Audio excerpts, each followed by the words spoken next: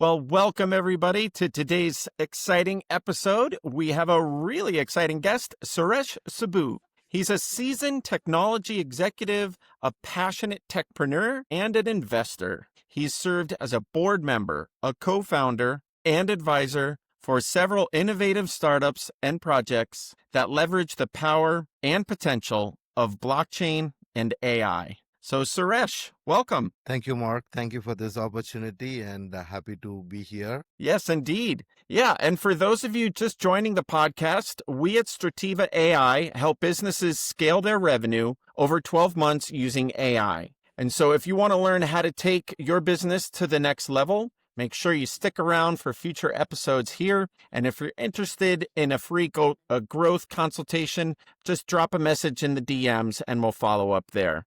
So, Suresh, can you tell us a bit about yourself, what your role is at your various positions, and just what got you started in this field? Sure. I envision that AI could act proactively like a capable teammate.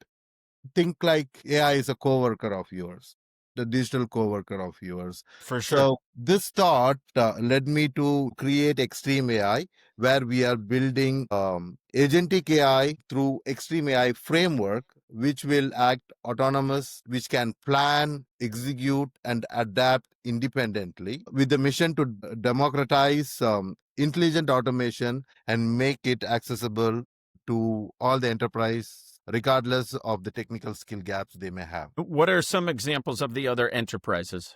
The examples, this particular product. Are you asking about the product, or are you asking about my past experience on the verticals? Well, certainly about the product. Yeah. So this particular product is vertical neutral, which means any business vertical can adapt this product. They can just take our framework, drop in their IT ecosystem, and it will help them mature their workflows, their site reliability engineering, DevOps.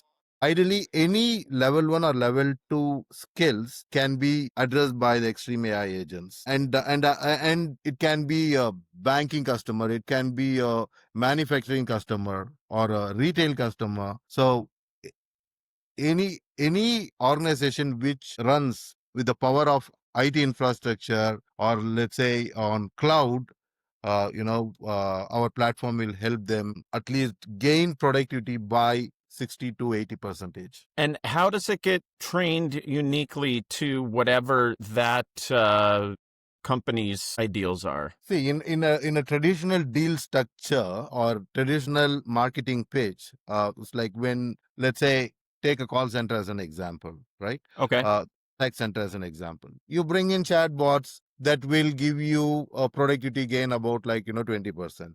Similar to it, think about help desk monitoring systems, network, or people who develop code and deploy into our create CI/CD pipelines. There are individual agents which drives bots where the level 1 and level 2 type of repetitive tasks are automated as they learn the ecosystem, and it will go through an approval process like a proper change controls, so that it is getting deployed with the right governance and right oversight. And is that governance and oversight something that is done like on your side of it or on the user's side of it, or both? That will be done by the customer organization. We create, and then ideally the change controls will always stay, or it will get retained within the customer organization, because as automation and artificial intelligence, by name itself, it is artificial, right?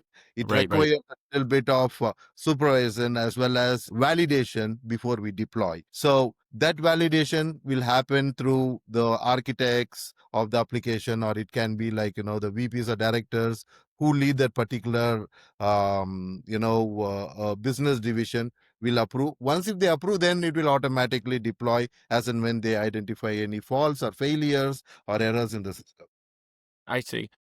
And is the platform built on a specific LLM, or is it a group of them that get employed depending on the use? Let me answer it in two parts. It's not only the LLM independent, it can work with any LLM protocols. Uh-huh. Because nowadays, any modern organization, they would have went through certain review process. They would have approved, for example, some would have approved Llama, some may have been using OpenAI, because everyone is into chat GPT. So based on the corporate's approved LLM framework, we will leverage their LLM, but our differentiator is more on transformers and prompt engineering techniques, which will drive insights and agent behaviors. So Hmm. we do not eliminate any of the customers' existing ecosystem or applications unless we see that there is a duplication or Uh-huh. there is no need for them to spend on that. So their ITSM layer, their SRE layer and tools, their LLMs, as well as the data ingestion models, right? There is an option where we will deploy our own model, or we can leverage the customer models and work upwards towards building these agents. Hmm. Hmm. So it is neutral, and we can work with any LLMs, for the matter of fact. Got it. Got it. Okay, Suresh. And so in regards to extreme AI, like how big is it right now?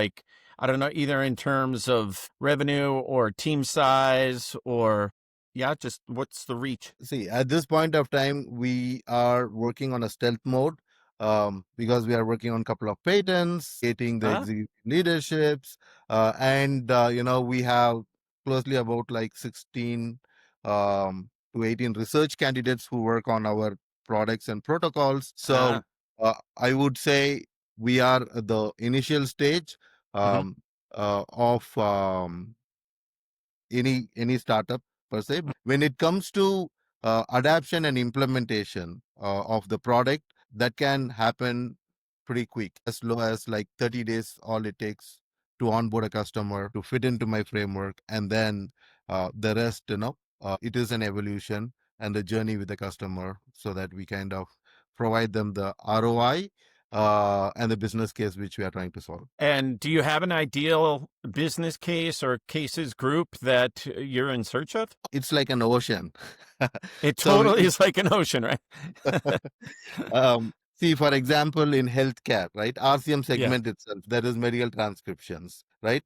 Where there is a lot of manual work, and every year it is getting outsourced, like monotonous job done by Yeah. like any coders. Or in hospitals, pre-approvals or pre-authorizations with banking, anything to do with compliance checks or KYCs, or like any vulnerability checks from a security posture standpoint across any vertical. So there are a lot of business cases, but with extreme AI, we kind of narrowed it down to 7 agents by layer: one at a security layer, one at a DevOps and SecOps layer, the other one for infrastructure and cloud, the other one for testing. So we have Uh, like several agents which we are evolving. At this point of time, we will cover all the 7 layers of OSI, which from security till delivery of the product, which is the web layer, which is the front end, yeah. where the consumer will be using it. Yeah. Yeah. The front facing part. Sure. Sure. Okay. And so, yeah, it sounds as though you're basically ready to deploy. And at this stage, are you all self-funded or do you have VC that you're looking at? Where are you in that in terms of leverage? From the current state standpoint, we are at almost close to reaching out to VCs, which the board and the executives will decide whether we need to do it. Hmm. And most of the time in such AI startups, it is a co-evolution with the customer, right? The moment we kind of, get into consulting model, the customer gets on board, we try to solve the problem, then we evolve it with the customer. So there is an opportunity to get revenue even before getting the funding, but Sure. that's an executive decision we need to make later. Right, right. Yeah, and it's important to maintain a level of flexibility so to see where you can best serve and then maybe deepen things on what you're delivering as well. And then of course, yeah, if you need VC or something around that to help it go even deeper, then you guys judge that as you go. Get engaged when we want to scale at a very large extent, right? Right. When we are doing research, filing patents, testing the waters, at this point of time, we need the pilot customers to work with us. Yeah. so that uh, all the bases are covered. And once if we have the hunger and the energy to, I think it's all about matter of 3 to 4 months to get to that point where we will grow exponentially. Yeah. Okay. So what would you say then are your goals for growing your business over the next 12 months? Probably I would be looking at 4 to 5 million.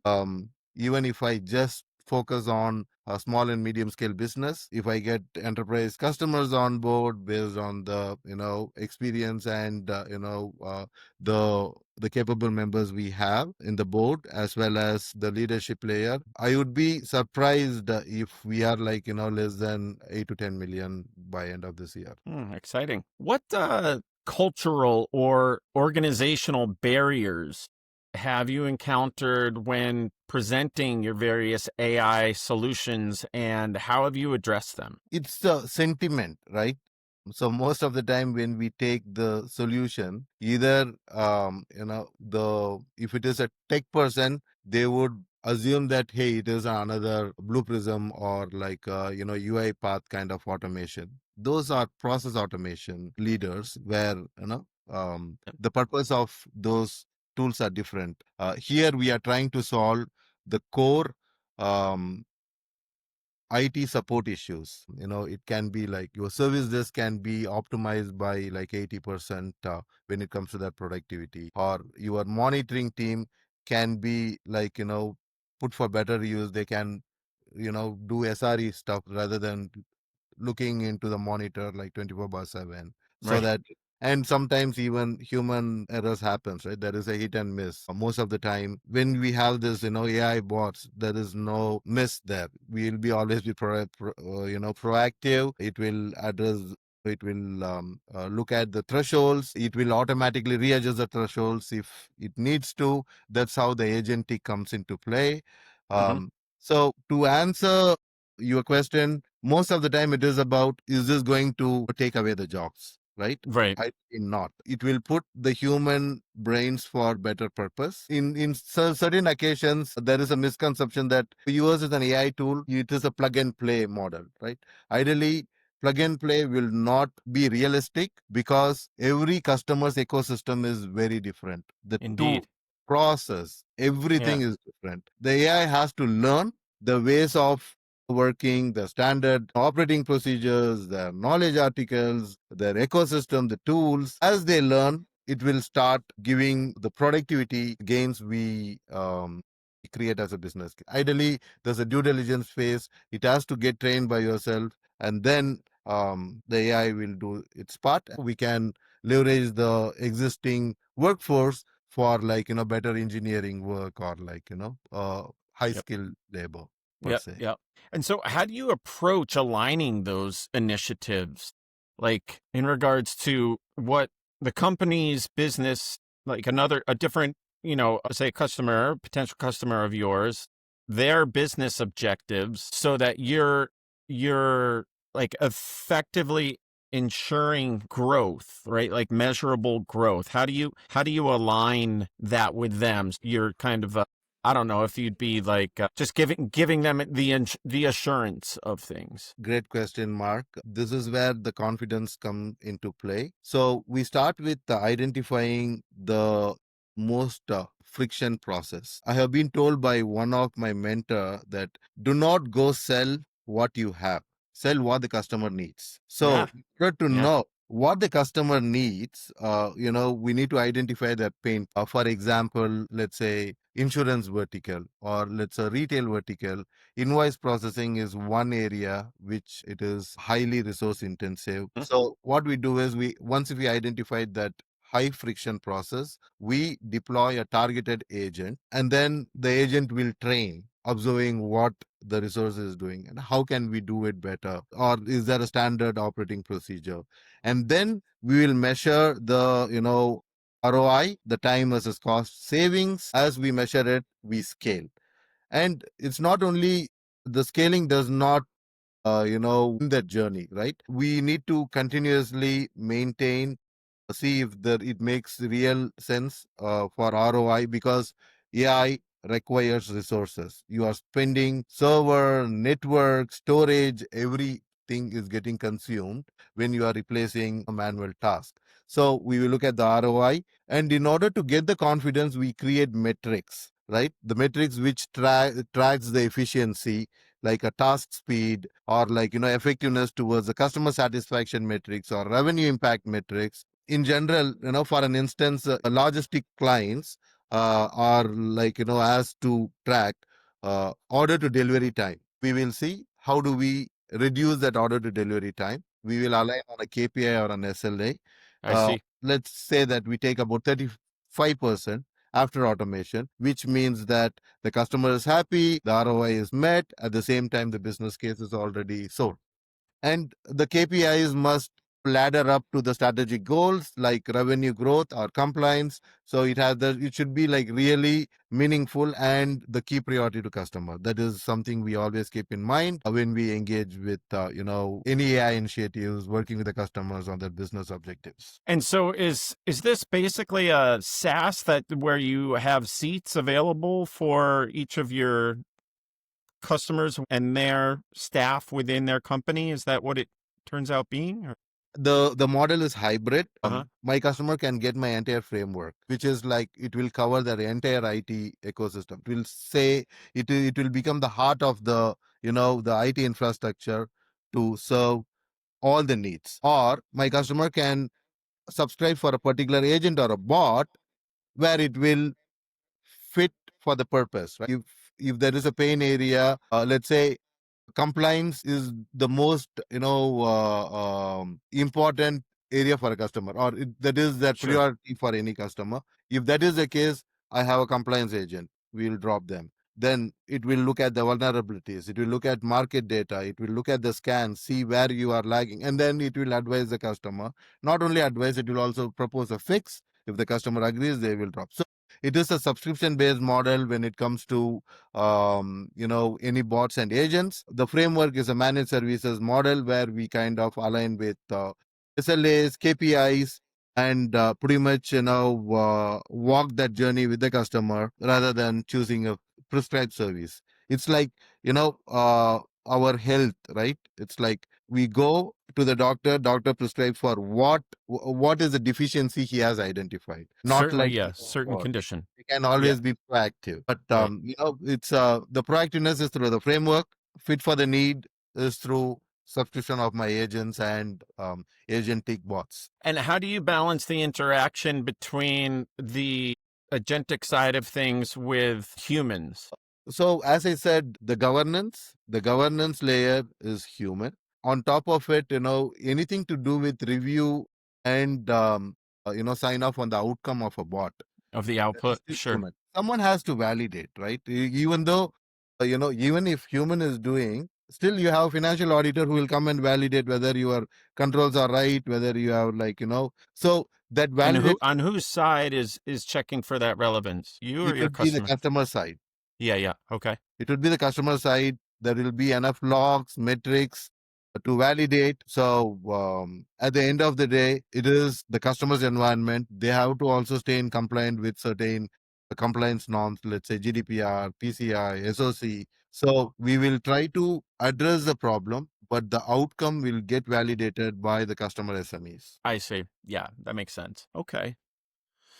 And what do you foresee the primary obstacles as being in regards to businesses and when they're scaling using AI solutions? And like what resources do you think are missing in order to attain the level of automation that you see as potentially capable? In general, the observation is the fragmented data in their ecosystem and the Yeah, governance gaps are the top blockers or obstacles, I would say. And most of the customers have legacy systems, right? yeah, yeah. The legacy systems, there is always a delay in understanding the legacy systems because we would have inherited certain code or the product features over a period of time, And in order to fix or learn, the more customization it is, it takes more time to learn. Let's say about 4 to 5 months in some cases, where you are into mainframes or Yeah. more applications. So from the market standpoint, as I said, there is, everyone speaks about data streaming, but there is no unified data lakes. I have worked for banking customers. I have worked for retail customers. If you look at it, there is no one clean data anywhere. And the cross platform ingestion that creates more clutter. So Mm. that's why I said, either the solution can work with the existing customers data, where it will clean, cleanse, and create its own, or it will engage at the host layer, and then it will automatically create ingestion mechanisms by our own protocol. And the second part is, vendor agnostic governance frameworks is something which lacks. And our platform is no code, low code. It is built on Mm. RABs. And as the industry standards are evolving, we will keep adding the controls. But for Mhm. now, as we are building the solution and ecosystem, all the required primary controls are being met, and it can be validated and tested by the customer. Yeah, that continual the feedback loop is so Feedback. important. Yes. Right. And what about internally in regards to your own processes? What have you done to automate your own business? And are there specific tools or platforms that you have found to be most useful in regards to that? See, in my framework, I have one agent which is like an automatic code generator. In simple words, if I am giving an objective, or if I am taking an existing code dropping in, it will give me the best possible outcome uh, Uh-huh. with code. So we can replace it, the existing libraries, the intricacies. As I am developing couple of my modules, I use those agents. So actually, we use it in the layers we need. But as we are creating this as an ecosystem, it requires intensive development. For example, sometimes if we integrate with Grafana, we need to do certain configuration. The JSONs can be automatically written by my tool, but I have to go validate. Most of the agents we develop, we try to test it in our ecosystem. Ideally, my particular solution is not for lead generation, marketing, spamming emails, or anything of that sort. The purpose is to build an core IT ecosystem which is more efficient. The speed to market as well as the speed to deliver, provide the best customer experience is the goal. So it will fit the enterprise infrastructure. In order to do it, my Dockers are automated. It will automatically span instances. The libraries we use can be repurposed in any customer ecosystem. So as we develop, we also test it within our internal controls, and we try to make use of it as much as we can. For example, interviewing process. If I need to look at the pros and cons of a candidate, it will automatically give me. It will not go through any traditional ATS systems in order to screen whether the candidate is a good fit. So it will actually read through my objectives, my transformers, and my prompts are like the key in order to get me the required outcome. So there are various ways we will adapt, or Mhm. we are adapting as we speak today. But